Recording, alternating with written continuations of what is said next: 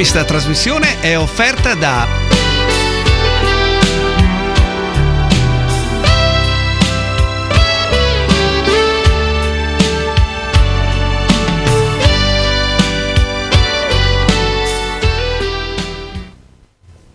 Buonasera a tutti gli amici di Telecittà, ben trovati alla prima puntata di Padova nel cuore, una trasmissione interamente dedicata a questa corsa finale dei biancoscudati Padova verso l'obiettivo, diciamo solo obiettivo, per adesso non ci sbilanciamo.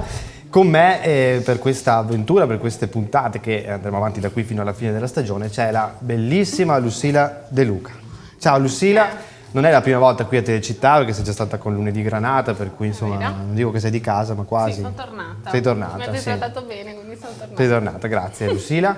E non solo io e Lucila questa sera, ma anche tanti ospiti che adesso andremo a conoscere, partendo proprio dal vicepresidente della Biancoscudati Padova, Edoardo Bonetto. Ciao Edoardo, buonasera ben a voi, grazie. Trovato.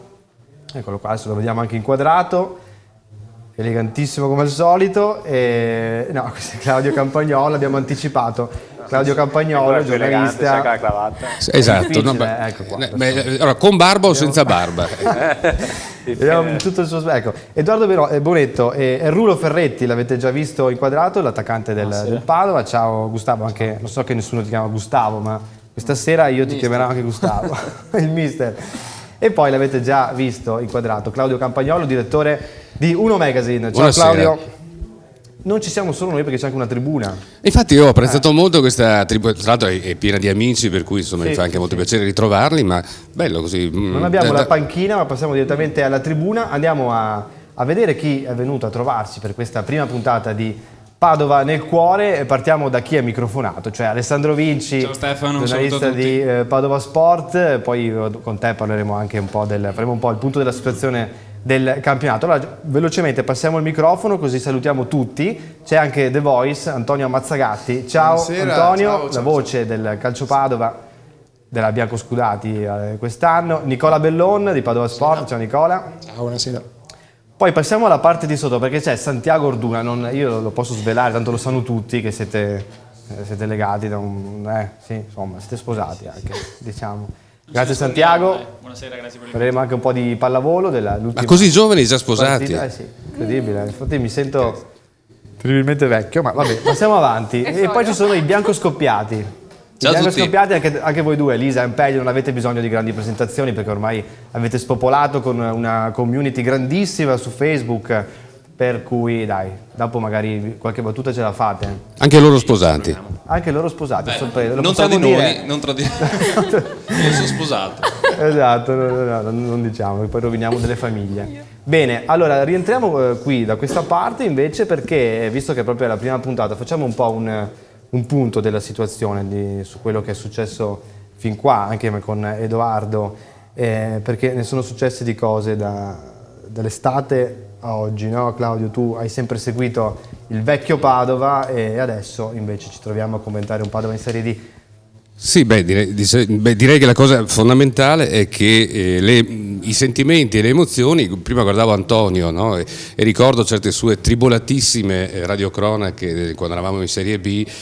Infatti io soffrivo per lui perché so che lui tra l'altro è anche uno molto affezionato ai colori del Padova e l'anno scorso tanto è stata un'annata disgraziata e tanto quest'anno invece siamo, adesso diciamolo con molta cautela, ma insomma siamo veramente in uno stato di grazia quasi, no? di euforia collettiva, anche perché ci sono una serie di risultati e anche di soddisfazioni che vanno ben oltre le aspettative di inizio campionato. Complimenti alla dirigenza, cioè, quest'anno poi noi abbiamo trovato una squadra che è completa in tutti i sensi, cioè dalla dirigenza fino ai giocatori naturalmente, poi la stampa che ha seguito con molta attenzione e anche con molto affetto e poi i tifosi che sono strepitosi. Insomma un'unione così forte e così di spessore, io non la ricordo, francamente, nonostante segua il Padova. Ci da voleva molti anni. un quasi fallimento per ritrovare questa unione. Vabbè, sì, vabbè, speriamo che non ricapiti più. Allora, No, vediamo io qualche- vorrei salutare gli amici di Parma, no? Dio l'abbia in gloria, Potrebbero questa società rivivere strepitosa che questo ci ha, percorso. capito, che ci ha trascinato, perché sembrava che fosse il nostro punto di riferimento il Parma, no? Non c'è rimasto L'anno neanche scorso sì, l'anno scorso sembrava il nostro faro. Non c'è rimasto neanche E poi l'osso del abbiamo vinto. prosciutto praticamente. Allora, vediamo intanto qualche immagine che abbiamo preparato, insomma, per ricordarci un po' quello che è successo dall'estate in poi. Appunto, chiedo anche a Edoardo, che ha iniziato questa nuova avventura, partendo, te lo ricordi, da quel famoso corteo. Questa era la manifestazione alla Piani dei tifosi, dopo, insomma, ancora non era stata sancita la retrocessione e poi la mancata iscrizione, però già qui c'erano momenti drammatici. Tu come li stavi vivendo, Edoardo? Dall'esterno ancora?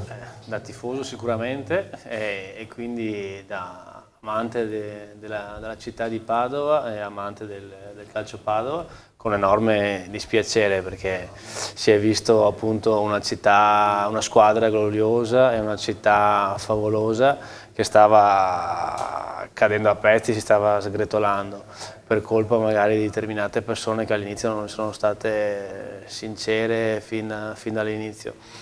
Comunque naturalmente per noi, tra virgolette, è stata anche un'opportunità, perché io sono sempre molto ottimista e quindi dico sempre che da determinate disgrazie si creano sempre determinate opportunità, e quindi per noi è stata un'opportunità di entrare all'interno di una società e cercare appunto di riportarla il più velocemente possibile dove merita, insomma, di portarla nella categoria intanto dei professionisti, e dopo pian piano riuscire a costruire un blasone serio, perché come abbiamo visto ultimamente l'importante non sono i soldi in questo momento nel calcio, ma è più importante avere una società seria, che è sincera, che lavora per il bene della città. Ecco, dopo tra l'altro quel 15 luglio, oltre al patrimonio sportivo, c'era il rischio che si disperdesse un po' anche il tifo. Invece poi abbiamo visto che si sono tutti riconosciuti sotto la vostra guida, insomma è stato anche un po' un atto di fede, perché è vero, eravate padovani ma nessuno vi conosceva a fondo, per cui poi anche quello è una cosa che forse vi ha sorpreso.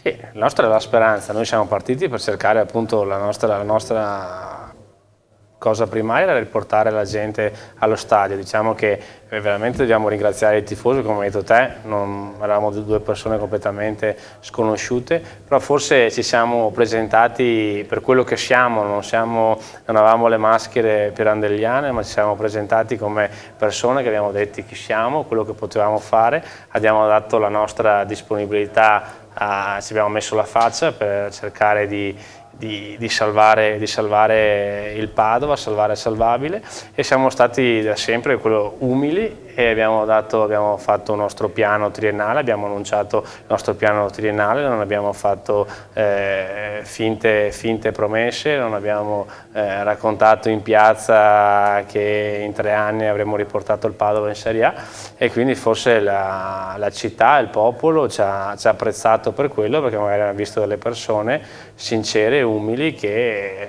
amavano veramente il Padova, perché siamo di Padova.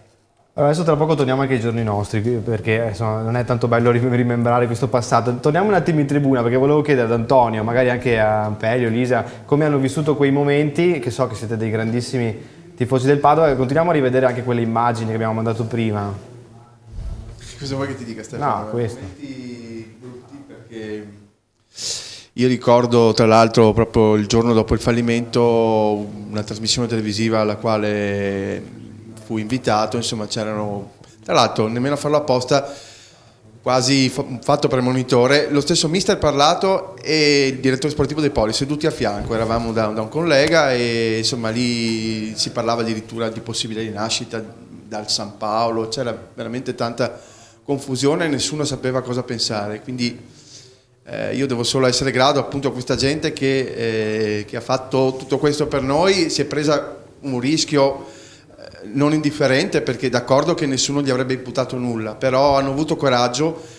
A Padova si sa che si parla, poi però quando è il momento di raccogliere energie e di mettersi al lavoro è un po' più difficile, e quindi veramente grazie al Presidente Bergamin, grazie alla famiglia Bonetto, grazie a tutti, perché ci ha regalato veramente una cosa che nessuno credo si sarebbe aspettato. Insomma, io la Serie D fatta così cancella di colpo tutte le amarezze che sono state provocate da una Serie B. Ci sono 2 categorie di differenza, ma molta gente non le sente. E io ricordo, prima parlavo con Nicola prima di entrare in trasmissione, che lui aveva scritto un bel articolo su Padova Sport quest'estate, presentando un po' a noi inesperti della categoria quale poteva essere il nostro destino. Poi lo diciamo perché le ha azzecate tutte. Le ha azzecate praticamente tutte, perché tra l'altro, il fatto che Padova sta dominando il torneo, ma c'è un entusiasmo incredibile, tanta gente, ripeto, non sente il disagio di trovarsi nella 4ª serie italiana, sembra quasi di essere un paio di livelli su, insomma. Ecco, io credo che molta gente a scatola chiusa non lo avrebbe fatto prima, però adesso è contenta di come sono andate le cose, insomma. Sentiamo a Campello Elisa e poi torniamo da Ferretti ai giorni nostri, al Padova che sta volando. Sì, io condivido in pieno quello che ha detto Antonio. Mi fai parlare dell'episodio di quello che è successo quel famoso 15 luglio solo perché appunto me lo chiedi. Anche tu avevi tanta voglia di scherzare quel 15 luglio, no? Sono onesto, è stata intaccata anche il mio ottimismo, tanto che la sera, tornando a casa dopo una giornata di lavoro quindi pesante, poi con questa situazione che non era sicuramente il massimo, ho avuto qualche lacrimuccia, lo ammetto, però mi sono imbattuto in un'immagine che ricorderò sempre in internet, così sfogliando, facendo delle ricerche così, nell'immagine di un fiore in mezzo alle macerie. E lì non ci ho neanche dato tanto peso. Poi non so, ci sono tornato dopo qualche giorno, ho detto vuoi vedere che questa può essere un'immagine premonitrice? Sì, come diceva De André, Claudio, del letame, poi nascono i fiori. Sì, nascono i fiori, sì. Non c'era il letame, erano macerie. Sì, molto poi insomma. No, a proposito delle aspettative dei tifosi, no, volevo solo chiaro che poteva arrivare veramente, con tutto rispetto per la famiglia Bonetto e Bergamin, poteva arrivare chiunque, avrebbe fatto senz'altro un figurone dopo Pennocchio, c'è questo da dire, per cui noi eravamo proprio noi tifosi, anche stampa, avremmo accolto a braccia aperte chiunque, perché dopo l'esperienza Pennocchio siamo rimasti basiti, perché pensavamo di aver toccato il fondo con Viganò a suo tempo, eccetera, e invece al peggio non c'è mai un limite, e quindi l'abbiamo subito sulla nostra pelle fino in fondo. Ricordo quella trasmissione, perché ero presente anch'io, e c'era appunto quell'accenno di allora, con il senno di poi o con il senno di poi, come direbbe la Marcuzzi, meno male che non si è fatta la fusione con San Paolo, perché insomma, visto poi le cose come sono andate, anche se obiettivamente parlando c'era ben poco da credere a un'ipotesi del genere.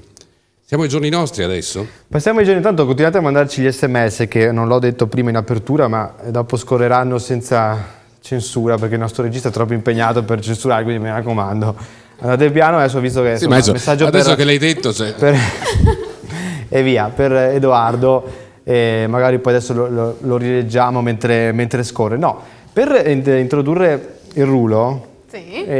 Lucilla ha trovato una foto bellissima che non è mai uscita fino adesso. Molto bella. Non so che ricerche tu abbia fatto. Io? Beh, sì. Vabbè, dai, ho dei miei contatti, vediamo questa foto. Vediamo se Ciro ce l'ha, se no... Vediamo se riconosciamo qual è. Sì, perché sì. Allora, vabbè, aspettiamo, vediamo se Ciro la trova intanto nei file del suo computer, e intanto ti chiedo, Rulo, tu quando hai saputo poi l'hai detto tante volte, insomma, tante interviste, di venire qui a Padova, ti aspettavi comunque una piazza così legata, nonostante tutto quello che era successo, alla propria squadra? Sì, era più facile magari... Intanto scusa Rulo, ma adesso secondo me è facilissimo trovarti. Ma no, perché... Però dovete alzare un po' le mani. Forse bisogna restringerla un togliete pochino. quelli che sono un po' sotto, no? Ecco. Perché ti hanno tagliato la chioma, che era la parte più bella. Può essere mai quello a sinistra? Tutto no. Guarda la testa che ho. Era Messi quello piccoletto era Messi. Guarda che ricci. No, non so quanti anni ha. sì. Sei passato dal biondo al moro. 9, 7, 9, 8, 9. Ma che squadra era questa poi? No, queste squadre del mio quartiere. Perché c'era quello che ti guardava? Perché a quella età sai che ti incroci le braccia come i giocatori, allora... Eri già in posa. Sì, no, lo stavo insegnando io. Togliersi, sì. Si sta allenando per le foto. No, brava Lucilla, non so, dopo ce lo spieghi come hai fatto a trovarla. Qui era in versione rullino, praticamente. Rullino, guarda, sì. Rullino, adesso... Ferrettino, vabbè. Adesso i capelli mi stanno abbandonando, però là ne avevo, là ero il Rulo. Un cherubino eri proprio. È molto bello. Sì. No, tornando alla domanda, Rulo, ti aspettavi una piazza così? Guarda, ho avuto la possibilità di venire a vedere qualche partita del Padova quando erano in Serie B. Sinceramente, quando sono venuto qua era più facile che magari la tifoseria ti abbandoni in una situazione così, no? Nonostante tutti i problemi che hanno avuto, poi la società nuova si è fatto avanti e si è creato questo entusiasmo nelle prime partite già degli amichevoli ad Asiago, che poi si vede ogni domenica, no? Che adesso siano più ogni domenica più tifosi e l'entusiasmo aumenta e questo ci contagia un po' tutti. Allora, questa sera parliamo molto spagnolo perché abbiamo anche Santiago. Io so che Santiago, poi ovviamente vi siete conosciuti subito con il Rulo, perché poi tra argentini si fa sempre subito gruppo. So che c'era la promessa dell'Asado, poi l'avete mangiato insieme, no? Sì, ci siamo conosciuti grazie a te. È vero, sì, per quel video là. Mi ha detto, sì. Fai un messaggio, gli auguri, in bocca al lupo per il Rulo Ferretti. Lì dopo ci siamo conosciuti a una cena e vabbè, l'abbiamo invitato a casa, finalmente abbiamo fatto l'asado, la grigliata, poi sarà lui a dire come è venuta, ma secondo me non c'è da rimpiangere niente. Dopo glielo chiediamo. Ma secondo me qualche argentino in Italia che gioca in categoria superiore non è molto più forte di lui, in Serie B soprattutto. No. Poi so che tu segui il calcio anche. Per cui. Io lo seguo il calcio, mi piace molto, seguo più che altro anche il calcio argentino. Però chiaramente uno che arriva una stagione e nelle prime 10 giornate ne fa, non so quanti voi hai fatto, Rullo? All'inizio. Ha perso il conto. Le prime 6, no, le prime 6 ne avevo 7. Quindi ti fa un gol a partita così appena arrivato, è sicuramente un giocatore importante per la squadra. Sì, no, ha saputo entrare subito nei cuori dei tifosi, poi ovviamente. Adesso è vero che hai tanta concorrenza, però è meglio così. Sì, no, quando una squadra, una società soprattutto ha l'ambizione di fare il salto di categoria, giustamente ci deve essere questa parte qua, no? Allora, vediamo anche, mentre Claudio fa le domande, vediamo intanto la classifica del campionato, così ormai la conoscete tutti, ma la guardiamo. No, ero curioso di sapere subito, una domanda proprio a bruciapelo, come stai? Meglio, ho iniziato sta settimana ad aumentare un po' il carico di lavoro, sempre sotto occhio del professore, no? del preparatore atletico e dei medici, però ancora non mi sono rientrato col gruppo, penso la prossima settimana lo farò. Però mi sento bene, dai, sta rispondendo bene la gamba. Sì, infortunio al bicipite femorale, no? Era della coscia destra. Sì. Che non ha nulla a che vedere con l'episodio precedente? No, oppure... no. Chiariamolo perché altrimenti... No, la prima volta c'è stato sulla sinistra, poi ho avuto il problema sulla destra che non mi ha lasciato... Adesso per fortuna ne hai solo 2 di gambe, per cui... Hai già dato. Adesso passerò alle mani. Per il momento abbiamo già dato. Allora, rivediamo la classifica, intanto sentiamo anche Alessandro e Nicola, i nostri 2 esperti, perché è vero che siamo a più 10 e mancano 10 partite, però bisogna aspettare un attimo perché insomma uno l'ha detto, anche conosce dalle rive, ha detto che non bisogna considerarlo uno che si è già arreso, che ha già alzato bandiera bianca, anche se il distacco è tanto. Sì. Però... Finché la matematica non ci dà ragione bisogna sempre continuare a testa bassa e lavorare. Parlato in questo è molto molto bravo, tocca le corde giuste e lo si nota dalle dichiarazioni dei giocatori che rilasciano dopo ogni partita. Il Padova 10 punti di vantaggio sull'Alto Vicentino, 59-49, l'Alto Vicentino dovesse vincerle tutte finirebbe a 79, quindi al Padova per vincere basterebbero 21 punti, quindi 7 vittorie, quindi basterebbero appunto anche 7 vittorie e 3 sconfitte. E poi dopo mostreremo la grafica del calendario di entrambe le squadre e notiamo che comunque il calendario del Padova non è per niente più difficile rispetto a quello dell'Alto Vicentino, quindi sicuramente c'è ottimismo. Poi appunto alla fine c'è lo sconto diretto a Lugano il 10 maggio, però insomma a questo punto speriamo di chiuderla presto e che non sia decisiva, anche perché a quel punto, se dovesse essere decisiva, il Padova insomma arriverebbe col morale sotto i tacchi, perché evidentemente sarebbe terribile se quella partita fosse valesse qualcosa, perché esatto, anche se speriamo giochiamo di in casa presto, sì. Sentiamo anche Nicola, tanto Claudio. No, una curiosità, siccome appunto lui ha appena detto che il calendario non è tanto più difficile dell'Alto Vicentino, io volevo ricordare, se facessimo una classifica in base ai punti del girone di ritorno, avremmo il Padova sempre al primo posto, ma l'Alto Vicentino sarebbe praticamente precipitato al 7° e addirittura il Belluno, con cui insomma abbiamo vinto la terza forza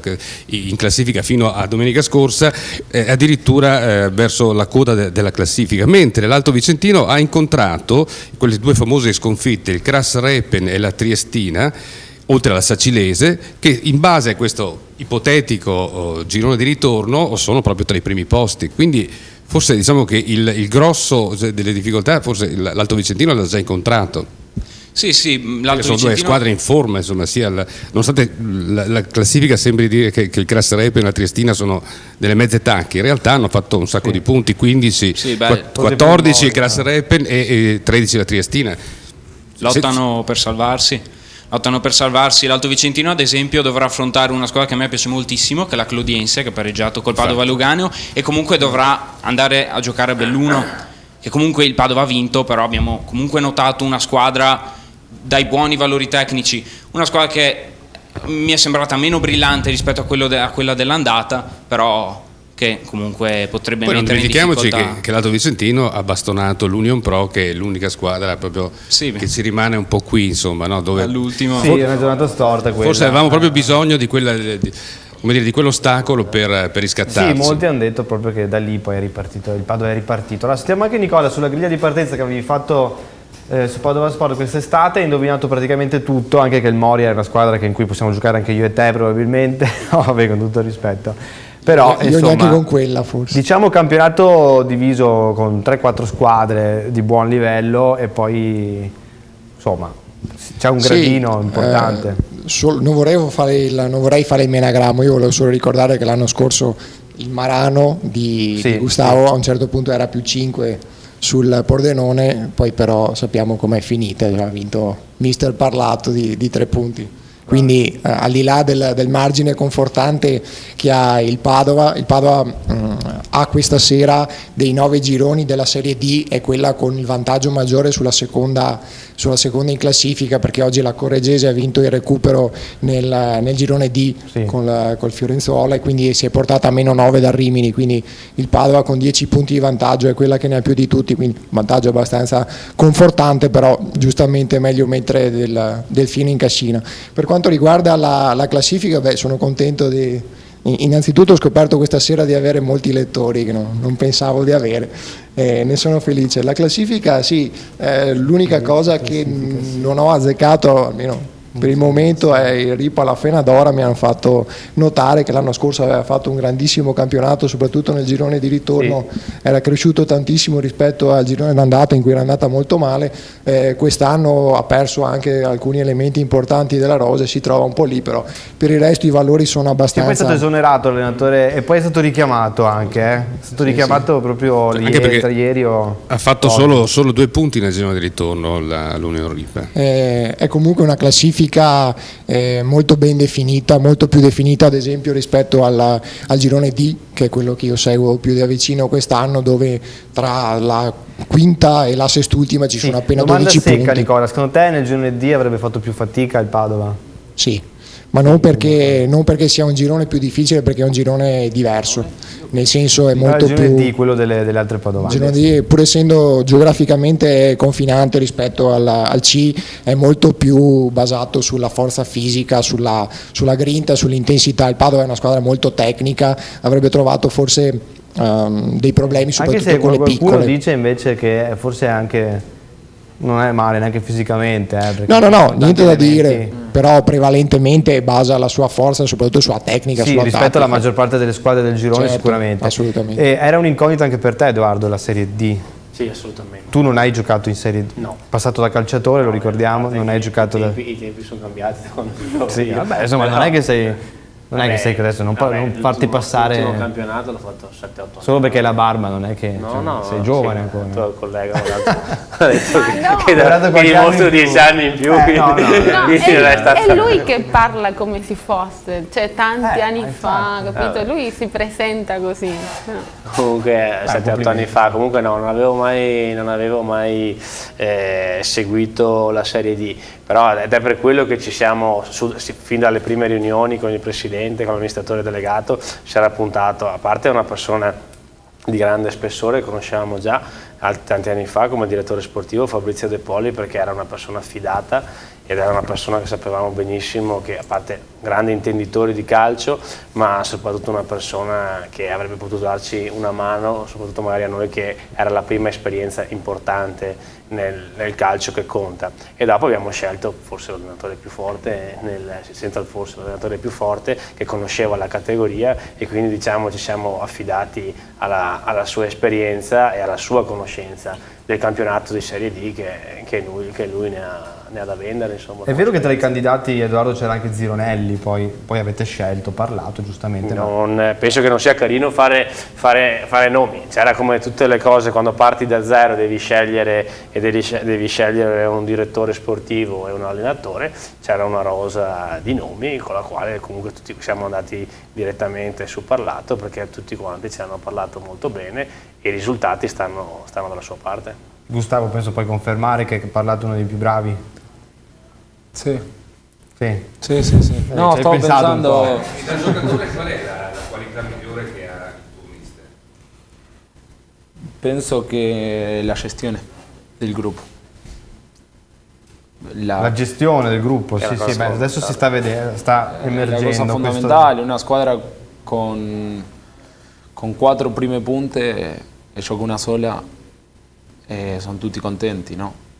Un po' di meno magari la domenica sera chi non gioca, però dopo in settimana lui riesce a tenerli tutti attenti, no? Anche i difensori centrali, abbiamo tre difensori centrali, giocano 2 dello stesso livello calcistico, perciò penso che sia dopo ci sono tantissime altre cose positive, ma penso che la gestione del gruppo lui siamo molto bravo.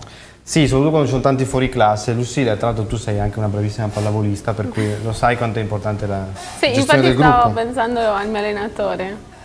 Bello, a me piace questa qualità, molto. In che senso pensavi che il tuo allenatore non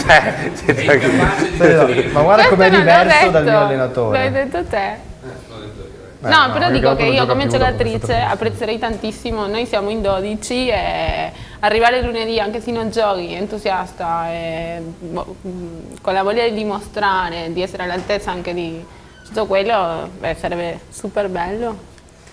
Ok, allora a gennaio, tornando un attimo a gennaio, avete fatto anche ulteriori, avete rinforzato la rosa, no? Con degli under di qualità e oltre a Ferretti 2 carichi da 90 per l'attacco come Zubin e Amirante. Sì, questo appunto era, come ho già detto, è stata una grande qualità che ha avuto il nostro direttore sportivo e l'allenatore, perché penso che migliorare una rosa che era già molto competitiva non è mai facile, cioè nel senso riuscire a pescare qualche elemento quando c'è una squadra che ha già problemi è un conto. Noi abbiamo fatto un girone d'andata che abbiamo fatto una sconfitta immeritata a Sacile e una sconfitta forse ancora più immeritata contro l'Alto Vicentino. Abbiamo pareggiato 2 partite, una a Trieste all'89esimo su gol in fuorigioco di Bez e dopo abbiamo pareggiato alla sera contro la Clodiense, quindi era una squadra che ha avuto un rollino di marcia importante e qui è proprio qua che dico la bravura del nostro direttore sportivo allenatore, perché sono riusciti a prendere elementi di qualità in ruoli appunto importanti e li hanno azzeccati tutti quanti, perché naturalmente abbiamo sostituito di Poni con Almirante, e naturalmente penso che siamo andati sicuramente meglio. Abbiamo aumentato la nostra qualità offensiva con Zubin, che è uno che l'anno scorso è stato l'unico che è riuscito a tenere testa a Ferretti come capocannoniere. Abbiamo preso un giovane dall'Union Ripa, che quale aveva già esperienza, perché mi sembra che avesse già fatto 40-50 partite in Serie D, e dopo un ottimo portiere come Lanzotti, che purtroppo c'è stato l'infortunio grave di Pektovic, che appunto ci ha costretto, magari quelle 2 o 3 partite che siamo andati più in difficoltà, teniamo conto che è stato perché abbiamo anche un po' cambiato il nostro asset, che abbiamo dovuto usare l'over in porta, e quindi abbiamo dovuto spostare l'under, che non era più il terzino destro, abbiamo dovuto giocare Dionisi, quindi magari ci ha un po' cambiato i piani. Quindi qua bisogna fare veramente i complimenti al mister e al direttore sportivo, che hanno inserito le pedine fondamentali al momento giusto. Allora, mentre la regia ci prepara le interviste ad Almirante e Bergamin raccolte da Alessandro Vinci dopo Belluno, volevo chiedere a Ampelio, Lisa e anche a Antonio, che è difficile quest'anno eleggere un idolo, perché noi avevamo tutti detto Ferretti è un grande Ferretti, poi però iniziano a segnare tutti, non si sa come si fa. È difficile trovare un giocatore preferito, di solito è facile nelle squadre trovare qualcuno. Che bel problema. Diciamo, è bello, è un problema bello. Io la butto sull'ironia, quindi la risposta seria la daranno Lisa e Antonio. Il mio preferito è Thomasen, perché è mio quasi compaesano, ci troviamo spesso in pizzeria la domenica sera, una pizzeria da sport. Ecco, tutto qui, basta. Che parla più veneto di te. Precisamente, infatti parliamo rigorosamente in dialetto, ci sarebbero cose ma è meglio che non vi sveli nulla. Allora, lasciamo il mistero. A Belluno avevi detto un'altra cosa, però. No, ma Belluno, sono passati 3 giorni. L'hai già dimenticato. Per Lisa invece? No, diciamo che rispetto all'anno scorso, magari l'anno scorso eravamo anche stanchi di scrivere cattiverie, perché veramente l'anno scorso siamo arrivati a un punto che non ne potevamo più. Poi con Antonio abbiamo anche fatto tante trasferte, ci incontravamo in trasferte con quei musi lunghi allucinanti. Quest'anno c'è un altro clima, ovviamente le cose simpatiche vengono anche fuori meglio e ben vengano, insomma. Anche perché l'anno scorso erano cattiverie un po' mascherate con l'ironia, però poi andando verso la fine sempre meno ironia e sempre più. Bisognava andare un attimo. Ma non è tu che mi preferito. Va bene, Lucilla, vediamo. Antonio, scusami, non volevo tagliarti. Antonio, quello che volevo far presente, far notare, anche se probabilmente non ce n'è bisogno, è che molti tifosi sono contenti perché finalmente quest'anno la squadra si è riavvicinata a Padova. Innanzitutto, non facendo più gli allenamenti a Breslau, si fanno alla Guizzo o alla Piani, non ci sono più i giocatori che abitano nella zona termale, quindi sono un po' estraneati dal contesto urbano. D'accordo che Padova è la squadra della città e della provincia, però era brutto insomma vederla troppo lontana dal capoluogo, mentre adesso tutti i ragazzi, i giovani addirittura, abitano in foresteria alla Guizza, mi pare. Molti altri che sono sposati abitano comunque nel comune di Padova, la Guizza stessa, ecco, hanno preso l'appartamento lì e si muovono magari in bicicletta, addirittura col tram, con i mezzi pubblici, quindi sono proprio immersi nel tessuto della nostra città, e credo siano anche, visto che sono ragazzi comunque molto disponibili al rapporto con i tifosi, vanno spesso alle feste, alle cene così, hanno ricreato quel rapporto bello che si vede appunto, che è il sale del calcio alla fine, quel contatto proprio anche personale, interpersonale tra il pubblico, che non li vede soltanto a 40 metri di distanza dagli spalti al terreno di gioco, ma li può anche avvicinare durante gli allenamenti, può scambiarci le chiacchiere, addirittura andarci a cena insieme. Come il Padova di una volta che andavamo a Cavalca. Ed è proprio quella la cosa bella che secondo me abbiamo ritrovato dopo parecchi anni in cui era mancato, insomma. Che poi nel calcio inglese è tuttora in vigore, voglio dire, è nella massima serie, cioè è normalissimo che dopo la partita i giocatori si fermino addirittura a bere una birra con i loro tifosi. Ed è il motivo per cui poi il merchandising funziona meglio, perché poi uno è anche più invogliato a comprare. Alessandro? Sì, no, una sola battuta appunto su questo fatto del gruppo, che è la vera forza di questo Padova, il collettivo, e secondo me è ciò che lo differenzia più di ogni cosa rispetto al Padova dell'anno scorso, dove abbiamo visto tantissimi individualismi, ammuttinamenti, eccetera eccetera. Quindi questo è molto merito dell'allenatore, che secondo me è uno dei veri fuoriclasse di questo Padova, un valore aggiunto. Chi va agli allenamenti lo vede anche, ha proprio il gruppo. Anche i giocatori. Anche i giocatori? Beh, anche. No, soprattutto. Penso il gruppo sì. Sì. Sì, è proprio quando una cosa funziona vuol dire che funzionano tutte le sue componenti, quindi.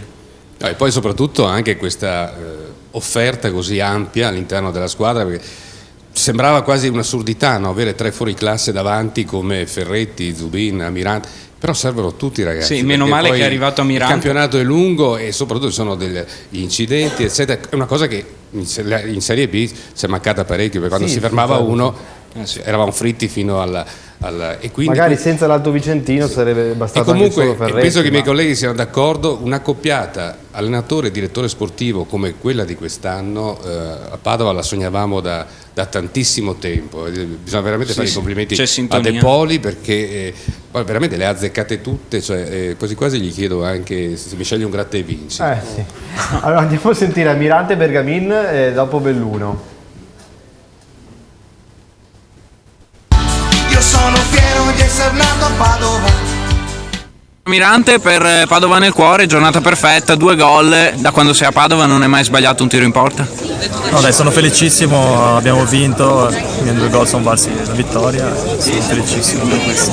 Terza doppietta, 8 gol, sarai soddisfatto? Te lo aspettavi un rendimento così? No, sinceramente no, però con giocatori come Petrilli, Cunico, Ilari, Zubin, Ferretti viene tutto più facile e riesci a fare occasioni per fare gol. E si vede che siete anche un grande gruppo, insomma, anche in campo, bello unito, c'è ottimismo per la fine, no? No, c'è tanto ottimismo, siamo un grande gruppo, sì, io da quando sono arrivato mi sono trovato veramente bene, mi hanno accolto da Dio.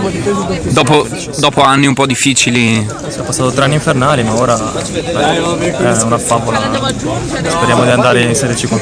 Bergamin per Padova nel cuore, allora una giornata perfetta o a prova di maturità da parte della squadra, direi? Una prova di maturità, una prova di forza, una prova di qualità tecniche e di sagacia tattica. Questa è una partita che abbiamo portato a casa proprio perché abbiamo messo la concentrazione giusta e la voglia di ottenerlo questo risultato e di rinforzare, diciamo, quella che è la nostra posizione. Peccato per il gol al 95esimo dell'Alto Vicentino, però insomma il Padova deve guardare a se stesso perché ha più 10. Sì, credo che valga 3 punti anche quel gol lì, pertanto non ne vale 6, pertanto 3 alla volta li faremo noi, li faranno anche loro, perché è giusto così. E lei è da un po' di settimane che sostiene che ormai il Padova non si può più nascondere? No, non è che non si può nascondere, diciamo che visto il momento e visto quello che abbiamo visto oggi in campo, non credo che ci siano, come dire, ancora delle incognite. Credo che abbiamo una squadra attrezzata per arrivare fino in fondo. Io sono fiero di essere nato a Padova. Bene, rieccoci qua in studio e Lucilla doveva dire una cosa. Cosa? Cosa? L'hai detto prima, se devi dirla. Dopo la pubblicità faremo una cosa divertente, simpatica, magari riusciamo a ridere un po'. A ridere un po', perché sennò siamo troppo seri e troppo tristi, vero? Sembra che siamo in difficoltà, invece 10 Non sembra una trasmissione avanti. per 3/4 argentina, oltretutto, perché poi c'è anche Santi, lo ricordiamo. No, senti, ricorda cos'è quell'hashtag in modo che qualcuno non lo voti alle prossime elezioni regionali. No, in realtà è il titolo del PNC, non è, come diceva prima Lucilla, sembrava una malattia, ma non è così, non è la TBC, ma è la PNC, Padova nel cuore, l'acronimo. Sì, ma l'abbiamo ricordato. Siamo giovani, quindi c'era sempre abbreviato. qualcuno che si è sintonizzato in questo istante, vede PNC e lo va subito a votare. Vota PNC, Partito Nazionale qualcosa. Lasciamo perdere. Vabbè, spazio alla fantasia. Hashtag Padova nel cuore. No, hashtag. Sì, Padova nel cuore, quindi se volete scrivere anche usando questo hashtag per questa prima puntata. E poi c'è anche la pagina Facebook Lucilla Padova Sport, scriveteci anche lì. Allora Claudio, prima di andare in pubblicità, una domanda, perché tu sei l'unico giornalista oltre... siamo in buona compagnia. Qui nella parte... Una domanda a chi? Scegli. Beh, no, a Edoardo ad esempio, perché lo vedo sempre molto sanguigno, no? quando segui le partite, cioè, quindi diciamo che è il dirigente meno diretto, no? Nel senso che, intanto Bergamin, per chi, lo dico agli amici, quando segue le partite in trasferta si eclissa, cioè per trovarlo ci vuole veramente GPS, no? Va sempre a nascondersi in mezzo ai tifosi, anche quelli avversari addirittura, no? È bravissimo, si mimetizza. E invece vedo appunto che Edoardo segue con molto patto. Sì, siete molto presi. Ma papà lo riconosci perché c'è il cappello da ex-Willer, cioè, quindi sì, e lui sempre molto. Quanto è rimasto di te, della tua passione di calciatore in un ruolo completamente diverso come quello del dirigente? Parlavo proprio con Rullo, forse le prime partite, la soffro molto di più. Io dico che è la cosa che amo di più al mondo, il calcio, per me, tutta la mia famiglia, la mia nipotina che è appena nata, però è una cosa, per me è una grandissima passione, è stata forse la scelta più sbagliata che ho fatto nella mia vita quando ho smesso di giocare a calcio, ed è la cosa che forse nella mia vita rimpiango di più, quindi per me il calcio è la cosa più bella al mondo. E quindi in questo momento, come dicevo a Rulo, una delle prime partite, la soffri in maniera diversa quando sei giocatore e vai in campo, c'è il riscaldamento, la scarichi la tensione giocando e quant'altro. Stando lì fuori in tribuna la soffri molto di più. Io inizio a soffrire dal venerdì al sabato, nel senso il sabato faccio anche fatica ad andare fuori a mangiare con i miei amici, c'è tanti che non mi sopportano. Mi ricordo un po'. Sabato pomeriggio in poi tante persone non mi sopportano. Anche Ivone De Francesco mi ricordo che diceva che addirittura il giorno prima magari. Beh dai, un buon modo per mettersi a dieta, secondo me. E poi avrei una domanda per Rulo, ma magari la facciamo dopo. Non so. Sì, dopo la pubblicità. Intanto domanda secca prima del nostro telespettatore. Rulo, rimarresti a Padova? Vorresti rimanere anche in caso di promozione in Lega Pro? Penso che sia una domanda retorica quasi. Sì, penso che se la società, ce l'hai qui Edoardo. Mandate i messaggi alla società. Dopo mettiamo il numero di No, sì, ci mancherebbe altro. Adesso sinceramente non. Perché qualcuno dice Ferretti vuole giocare sempre in D perché così fa un sacco di gol e allora gli conviene. Sì, non è così. Andrei in prima categoria e farei ancora il doppio. Quindi il prossimo anno fai 50 gol in prima categoria. No, dico che sì, sarebbe molto bello rimanere qua, però nella vita io di solito mi metto gli obiettivi e adesso per me è il 10 maggio, poi quest'estate andremo dopo si parlerà, come ha detto anche il mister parlato, fateci arrivare al primo posto e poi parleremo di tutto. Infatti. Allora dopo la pubblicità Rulo ti vai a sedere vicino a Santi, così lui con Lucila, no, non era niente di clamoroso, ma è un gioco simpatico. Allora pubblicità e dopo questo gioco con Lucila. Io sono fiero di essere nato a Padova.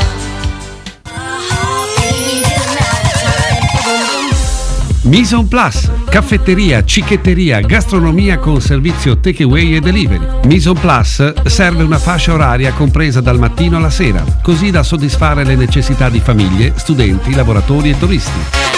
Ci trovate in via Padova 67/C a Vigonza, Padova. A Cittadella, noi di Eureka SPA produciamo spazzatrici e lavapavimenti da ormai 30 anni. Offriamo vendite e assistenza diretta in tutto il Triveneto, forti di un'esperienza maturata con distributori sparsi in più di 60 nazioni del mondo. Produciamo Picobello ed E36, pensate per aree ristrette, e una gamma completa di 20 modelli ideati per la pulizia di tutti i pavimenti. Contattateci per ulteriori informazioni allo 049 94 81 800 o attraverso la nostra mail info@eurekasweepers.com. Questo è lo sportello della tua banca, il tuo negozio preferito, il tuo assistente personale. E questa è la tua azienda online. Il sito web della tua azienda non è solo un sito web, ma uno strumento di business. Il touch point più importante con i tuoi clienti. OmniaWeb, agenzia di web marketing, distilla il miglior web marketing per la tua azienda. Con le tecnologie più avanzate. Siti che si adattano a tutti i device. Le piattaforme più efficaci. Le soluzioni di business più innovative. Attraverso un metodo chiaro, preciso e condiviso con il cliente. Una volta pubblicato il tuo sito, non è finita qui. OmniaWeb continua ad assisterti per ottenere il massimo risultato possibile dal tuo business online. Io sono fiero di essere nato a Padova. Bene, rieccoci qua, sono da solo perché Lucilla è in tribuna e ogni puntata cercheremo di fare una sfida con gli atleti che ci vengono a trovare. Oggi ce ne sono 2 per Santiago e Rulo che sono anche amici, per cui abbiamo voluto... argentini. Parlate pure in spagnolo, tanto... Ecco, andate su Lucilla così ci spieghi un po' cos'è questo gioco. Devo dire che loro sono super nervosi, ma è molto semplice. No, bellissimi. È una sfida. Sai che loro abitando insieme sa già le domande. No, ma noi contiamo sulla buona fede di entrambi. No, oggi mi sono allenato mattina e pomeriggio, non sono stato non ci sono neanche mai visti. Guarda, ci vediamo solo qua, pensa a te. Quindi allora praticamente vi faremo vedere delle immagini. Ferretti, inizi te e devi... vediamo le immagini, vediamo cosa... Devi indovinare o come finisce la giocata. Qua. La giocata, se va fuori, va dentro, la schiacciata, è semplice. Secondo te 50-50. Fa punto, lo murano. Sei mai andato a vedere il pallavolo? Fa punto, perché le braccia sono troppo basse. Santiago intanto ride. Vediamo questa... Vamos! Vabbè, ecco 1-0. Beh, 1-0 per Ferretti. Sì. Andiamo avanti, seconda. Questa però... Questo è un muro tutta la vita. Santi, secondo te? Questa la spara fuori. Ok, vai, vediamo come finisce la giocata. Niente, siamo 1-0 per te. Allora, Rullo. Questa è difficile. Vediamo. Cosa fa? Punto? Questa sai cosa fa? Cosa la fa? tocca piano sopra. Beh, questo è un gioco di qualità adesso. Di pallavolo. Ciao Ferretti. Perché è troppo lontano. Ok, vediamo. Se indovinavi questa però... No, mira lo che hizo ste burro. Quindi quanto siamo, Lucia? Stai tenendo il Siamo punteggio? 2-0, questa 2-0. palla. No, ma questo non No, non ho indovinato. Non l'hai indovinata. Ah, scusa Santi, scusami. Vabbè, 1-0. Non Allora. regalare i punti così. Poi c'è il calcio ovviamente per Santiago, abbiamo invertito gli sport. Sembra uno degli arbitri di Serie D. Allora. Sì, quindi... Ne ha trovati parecchi così. Beh, quella si vede molto bene, però la palla è andata dietro la rete, devi dire sì, l'hanno presa oppure no.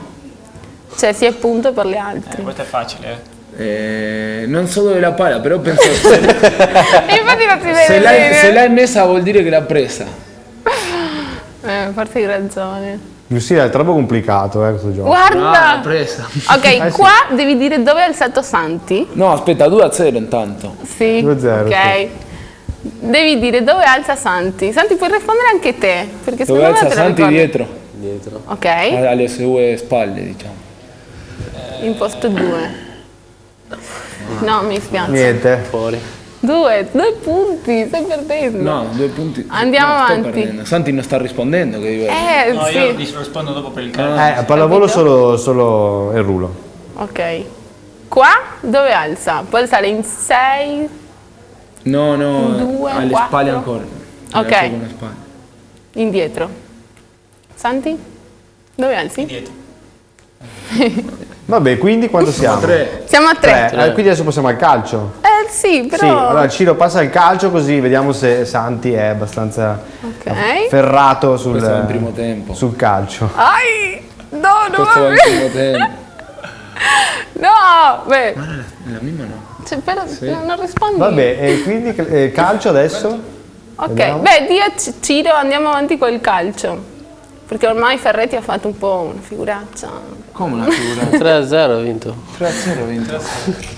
Ok, adesso Un po' di parte, abbiamo invece... capito che Lucilla è di parte, vabbè. Non sono di parte. Vabbè, vediamo il calcio, quindi adesso vediamo se riesce a fare 3 Adesso punti. ci sono delle Anche immagini. tu, Mi sa, Santi? Rulo, mi devi dire te che partita è questa. Tu devi dire intanto se ha fatto gol oppure no. Però elementi nella sua squadra. Questa è la squadra che ti fa Allora, Santiago. Rulo, avevi ragione tu questa è la forse. quella che ti fa te. Rulo, forse avevi ragione, non è stata molto. Ma questa è quella che ti fa Rulo, Questo solo è che gol, da questo è tifoso non si riconosce. Questo l'ha segnato, questo è un gol. Ok, vediamo. No. Ok, Gol, gol. questo è facile. Siamo 3-1, vai. È sempre studiante? Sì, studiante. Non sai che partita è, Sì, Rulo? sì, adesso Questo... È difficilissimo Anche comunque. questo è gol, dai. Gol anche questo, vediamo se è gol. Lì doveva fermarlo. Gol. 3-2 quindi siamo. 3-2. Sono rigori? Sì. Aia. Questa forse la para il portiere, dai. Ma non ci sono degli indizi, cioè tu cosa... Palo. Ha detto la para il portiere? No, non è punto questo. No, è sbagliato. 3-2. Allora ultima. Se indovina questa è parità. Ok, vediamo, se indovina questa è parità, se no ha vinto. È parità. Beh, Derulo. dopo facciamo va bene. Ok, Santi, concentrati. Ricorda quello che ti ho detto. Anche questa, dai, questa è sbaglia. Para il portiere, dai, para il portiere. Guarda. Parata. Siamo quindi 3 pari. È finta in parità. Dobbiamo... Allora per decretare il vincitore facciamo la sfida con i palleggi dopo. Sì, ci sono. Va bene, allora rimanete lì intanto perché iniziamo a parlare anche un po' del futuro del Padova, perché mancano, Claudio, 10 giornate alla fine. È vero che per scaramanzia è meglio non pensare troppo alla Lega Pro, però una società organizzata deve anche già iniziare a gettare le basi. Sì, tra l'altro già sta girando tra i tifosi il totonomine, no? Praticamente quanti di questi giocatori resteranno ad esempio a disposizione di Parlato, e sarà ancora Parlato a guidare eventualmente la formazione biancoscudata in quella che noi ci auguriamo tutti sia un'altra cavalcata magari in Lega Pro. Direi che c'è da fare subito una riflessione, anche ovvia, banale, no? Cioè, la Lega Pro non è certo la Serie D, e quindi credo che cambieranno anche i punti di vista, no? Di chi dirige il Padova, e naturalmente cambieranno anche i presupposti. Alla luce di questo però io faccio la domanda banale che farebbe qualsiasi tifoso. Di questo, fatto 100, diciamo, questo parco giocatori, quanto ne rimarrà nel Padova eventualmente presente in Lega Pro? Ha dato una risposta, mi pare, De Poli, direttore sportivo, una decina di giorni fa. Io penso che quando si vuole creare una società seria bisogna avere uno zoccolo duro, e quindi molto probabilmente, come ha detto Fabrizio De Poli, una buona parte di questi giocatori potranno essere riconfermati sicuramente, perché sono ragazzi d'oro, come abbiamo detto prima. Tante volte si vince più per il gruppo, a volte magari rispetto alle qualità. Teniamo conto che noi stiamo facendo la Serie D, ma io penso qualche partita di Lega Pro quest'anno l'ho vista, e penso che non ci siano proprio tante squadre che hanno le qualità tecniche e fisiche che abbiamo noi, quindi io sono sicuro, naturalmente non è il mio ruolo, ma il ruolo del mister e del direttore sportivo, però la nostra intenzione è quella di eventualmente premiare questi ragazzi se si dovesse andare su, e quindi penso che uno zoccolo importante potrà sicuramente essere riconfermato. Ma è vero che vi state già muovendo, soprattutto attenzionando i giovani, visto che in Lega Pro mi pare che ci sia anche un certo, tra virgolette, ritorno economico, no? Nell'utilizzare i giocatori. Sì, non c'è l'obbligo, però c'è un minutaggio, chi usa c'è un minutaggio, esatto, in base al minutaggio, insomma. Sì. Ripeto, noi intanto dobbiamo pensare, come ha detto prima Ferretti, al 10 maggio. Stiamo già facendo un po' troppi voli pindalici a pensare, a guardare. Non dimentichiamo che mancano ancora 10 partite e ci sono ancora 30 punti, e di distacco noi ne abbiamo solamente 10, quindi ce ne sono ancora 20 che ballano. È logico che noi come società, dato che siamo tutti imprenditori e gestiamo l'azienda gestiamo la società calcistica come se fosse un'azienda, abbiamo dei business plan che vanno sia da una parte, orientamenti sia da una parte che dall'altra. Però dobbiamo tenere presente che prima dobbiamo finire questo campionato, e i discorsi, come ha detto il mister, riconferme e non riconferme verranno fatte dopo il 10 maggio. Ci siederà tutti quanti a tavolino, e ognuno dirà la propria, e quando ci alzeremo da quel tavolo ognuno avrà qualche giornata di riflessione, e dopo eventualmente si tireranno le conclusioni. Però dobbiamo tenere presente che è giusto che i tifosi facciano le loro considerazioni, chi verrà, l'allenatore, allenatori, giocatori, ma noi come società in primis dobbiamo pensare a Zignano, dobbiamo pensare a Triestina, dobbiamo Giorgione in casa, cioè sono queste le nostre priorità, perché non abbiamo ancora vinto niente, non abbiamo fatto ancora niente, e da prenderci i complimenti in questo momento che ci state dando, e noi siamo contentissimi di riceverli sia dalla stampa sia dai tifosi.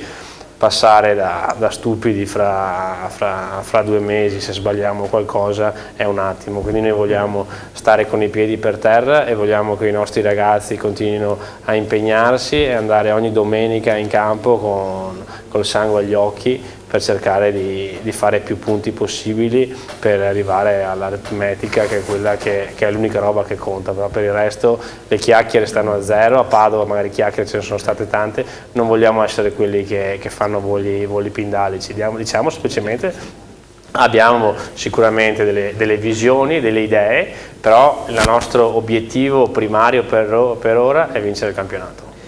E quindi non ti chiedo a te da chi non si può prescindere assolutamente l'anno prossimo, magari un nome che deve assolutamente esserci nel prossimo Padova, che hai anche parlato e così ti...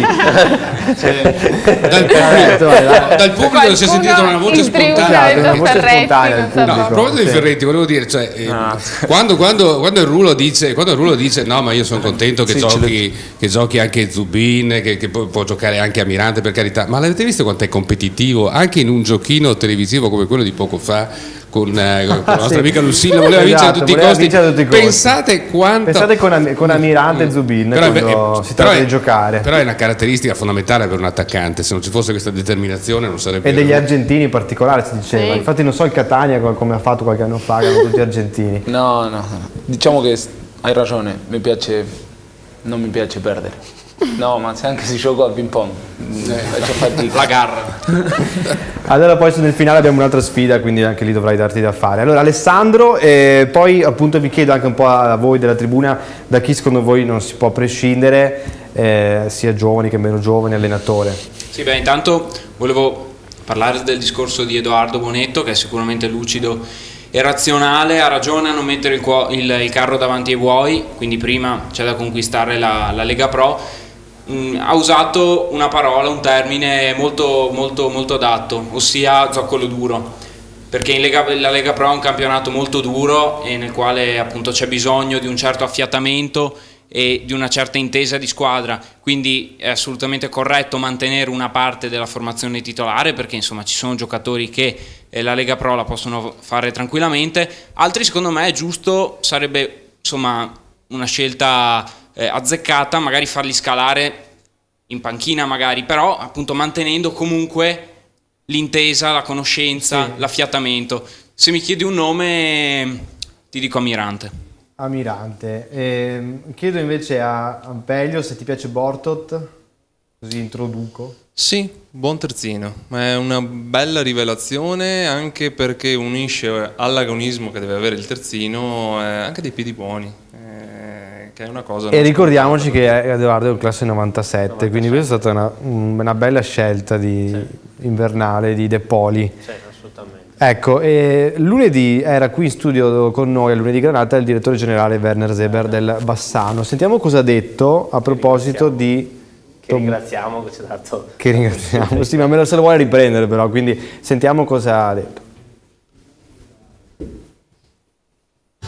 Io sono fiero di essere nato a Padova.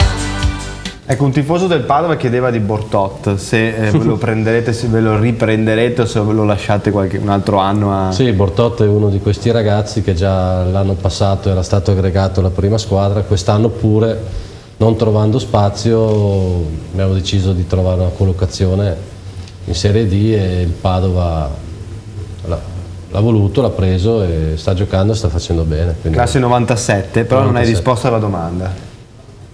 Quale? Nel senso, lo riporterete sicuramente alla base o... Beh, oggi come oggi sì, adesso vedremo come si evolverà la situazione, lui come farà, se noi avremo l'opportunità di inserirlo in pianta stabile oppure... Padova non so, non credo che punterà tanto sui giovani comunque l'anno prossimo. Se dovesse fare la Lega Pro, dici? Beh, penso che ormai i dubbi siano pochi. Sì. Io sono fiero di essere nato a Padova. Ecco, abbiamo sentito il direttore Zeber che dice sicuramente il Padova l'anno prossimo non punterà sui giovani perché probabilmente penserà che farete già uno squadrone, quindi Bortotto ce lo riprendiamo, tanto non lo fate giocare. Serve, ha messo le mani avanti. Ha messo le mani avanti. No, anche lo saluto, lo conosco, lui era direttore sportivo generale a Cittadella quando anch'io ho fatto la primavera e qualche ritiro con la prima squadra, quindi lo saluto e lo ringrazio appunto anche della disponibilità che ci ha dato immediatamente per il prestito di Bortotto. Adesso forse l'ha messo le mani avanti perché se lo rivuole riprendere. Sicuramente Bortotto è un ottimo giocatore che, essendo soprattutto un 97, e come si parlava prima sempre con Rulo, è la nostra forza. Sono tutti quanti bravi ragazzi, umili e che mettono come prima cosa il noi e non l'io. Forse magari negli anni passati, però non senso, parlo sempre da tifoso in questo momento, non da dirigente, dato che magari qualche giocatore anche della Serie B degli altri anni lo conoscevo perché magari ci ho giocato anche assieme e quant'altro, magari c'erano troppe prime donne che pensavano più magari a trovare squadra l'anno prossimo e più a se stessi. Invece io penso che in questo momento il Padova abbia questa grande fortuna che intanto sono tutti quanti amici tra di loro, perché veramente trovi una squadra che tante volte vanno a cena assieme, le mogli sono amiche, vedi la domenica quando arrivano i bambini nel tuo spogliatoio, Dionigi conosci tutti i bambini di Nickel, quindi è questa la nostra fortuna. Abbiamo avuto anche noi magari un piccolo calo di risultati nel periodo di gennaio, ma eravamo tutti quanti uniti e si vede la bravura del mister, la bravura di questi ragazzi è proprio da chi subentra il secondo tempo, cambiano sempre le partite. Secondo te, Edoardo, ti interrompo, si riuscirà a mantenere questa dimensione anche andando su o si perde poi anche il discorso del gruppo, magari del fatto che sono giocatori legati molto alla maglia e poco magari lo diciamo ai soldi? Secondo me a volte bisogna prima conoscere la persona rispetto al giocatore, perché magari se la persona ha dei grandi valori lo riesci a far migliorare. Un grande fuori classe, ne abbiamo, senza fare nomi perché è giusto chi non li faccia, magari in Serie A tutti quanti noi conosciamo magari grandi talenti che non hanno mai avuto una grande capacità umana e ogni anno cambiano squadra, quindi io da dirigente preferisco avere un giocatore magari con meno qualità al momento, ma che sia un uomo, come stanno dimostrando tutti quanti i ragazzi del Bianco Scudati Padova, che sono prima uomini e dopo sono giocatori. Allora, vediamo il cammino di finale di Padova, velocissimo il giro, e Alto Vicentino, le ultime 10 partite. Alessandro, l'hai curata tu questa grafica con le stelline, che a me piacciono un sacco. Da 1 a 5, velocemente perché non abbiamo tantissimo tempo, poi chiudiamo con Santiago. Una stellina vuol dire partita semplicissima, 5 stelline partita difficilissima, ovviamente è opinabile, però la somma delle stelline indica che il Padova avrebbe, a mio modo di vedere, un calendario leggermente più semplice dell'Alto Vicentino, ma di sole 2 stelle su 10 partite, quindi insomma è un non nulla. Secondo me appunto comunque l'importante, al di là dei conti matematici, è appunto notare che l'Alto Vicentino a questo punto è a meno 10 e ha un calendario non semplice, o almeno non più semplice di quello del Padova. Sì, Rulo, ovvio, noi ci piacciono fare queste cose. Ha più stelline contro, diciamo. Sì, però alla fine, al di là delle stelline, conta soprattutto che voi continuate a fare quello che state facendo. Sì, assolutamente, a prescindere dalle stelline. Anche a te piacciono, eh? Sì, sì, anche a me. Sì. Però Sacile e Bellulo non sono d'accordo. Non sei d'accordo? Contesta. Nel senso la Sacilese due stelline. Ma in sei abbastanza ottimista. Sei abbastanza ottimista con 2 stelline della Sacilese. Diciamo che la stellina del Cras è andato a prendersi punti infatti. Perciò con l'Alto Vicentino, sai che sono squadre che in quel momento là tu prendi il Cras che in quel momento là magari ne ha bisogno di 3 punti. Ha bisogno, però Rulo, diciamocelo. Sì, lo devi passare sopra. Se siete in forma ve lo mangiate. Assolutamente, come ci mangiamo l'Alto Vicentino. Comunque voglio dire, come alla fine abbiamo dimostrato di essere, se siamo là Sì, vuol dire qualche merito ce l'ha sicuramente. Sono indicative. Al momento di forma, perché è un Padova in forma che secondo me potrebbe addirittura far meglio del filotto dell'andata. Vediamo, allora, pochi minuti. Claudio, volevi dire una cosa? Poi, No, ma sono anch'io d'accordo sono molto pericolose il famoso Cras e Triestina che, ricordiamolo, hanno anche perché sarà una partita complessa anche nel senso delle tifoserie, perché entrambe si sentono calcio vero, quindi sarà una partita non solamente e poi la Sacilese che insomma ci ha già fatto soffrire. È una squadra tosta che anche se ha cambiato allenatore, si è mandato via anzi si è dimesso in realtà Zironelli. Chiudiamo con Santiago che giustamente è venuto a trovarci e ricordiamo anche il risultato del pallavolo della Tonazzo che ha perso nell'ultima partita casalinga. Abbiamo anche le immagini, Ciro, dalla regia. 3-2 in fila. Poi l'hai trovata arrabbiato a casa? Sì. Un pochino, sì. Ma ormai ci perde sempre. No! Quest'anno sì, perché è difficile. No, Superlega. ormai sono brava a farlo cambiare. Il livello delle altre squadre è molto più competitivo. Come neopromossa che ha mantenuto anche tanti giocatori ci della squadra. Ci sono le retrocessioni bloccate, lo diciamo, per cui quindi le società hanno investito un po' più sui giovani e noi comunque è una squadra giovane, non me, perché siamo 3 giocatori sui 30 anni, però tutti gli altri sui 22, 23 anni, anche 19, e comunque stiamo lottando, dimostriamo di giocare alla pari contro queste squadre, solo che quando arriva la fine di chiudere queste squadre più esperte si fa i 2 o 3 errori e si pagano caro. Puniscono. Mancano 4 partite alla fine, avete solo una in casa al Palafabris, per cui ormai siete agli sgoccioli. Sì, mancano 4 partite e giochiamo con 3 di quelle partite, sono con delle squadre che sono subito sopra di noi, quindi diciamo che qualche vittoria potrebbe arrivare. Speriamo. Magari domenica 29 marzo con Latina al Palafabris, così facciamo contenti i tifosi. Allora, siamo proprio in chiusura. Io devo salutare e ringraziare Claudio Campagnolo. Speriamo di averti magari in una delle prossime puntate di Padova nel cuore. Volentieri. Va bene. Ok, grazie Claudio. Andiamo alla tribuna. Salutiamo Santiago Orduna. Grazie Santi. Grazie a voi per l'invito. I Biancoscoppiati, Ampelio e Lisa. Vi ricorda magari che c'è anche una pagina Facebook. Sì, se volete seguirci su Facebook basta digitare i Biancoscoppiati, come anche su Twitter e in giro, insomma, ci beccate.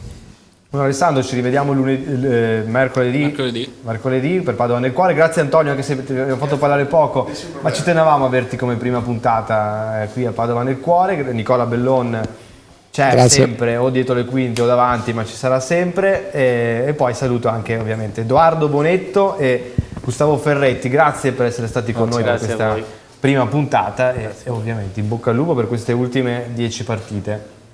Chiudiamo con Lucila perché io? no, sì. Cosa? No, nel senso che ci rivediamo mercoledì sicuramente. Sì, ci rivediamo mercoledì. Ecco, adesso ti vai a allenare, no? No, oggi è la giornata libera. Oggi è la giornata libera. Scusa, bene, quindi giocano tutte e due i coniugi. Sì. E quando perdete tutte e due che succede? Ciao. Un mortorio. Si ammazzano. Non riusciamo neanche a fare la sfida finale tra Rulo e Santiago, rimane in parità, per cui 3-3. No, mi sa che ha vinto Santi. Ha vinto Santi, ha deciso Lucilla che ha vinto Santi. Noi ci rivediamo mercoledì su Felicità con Padova nel cuore.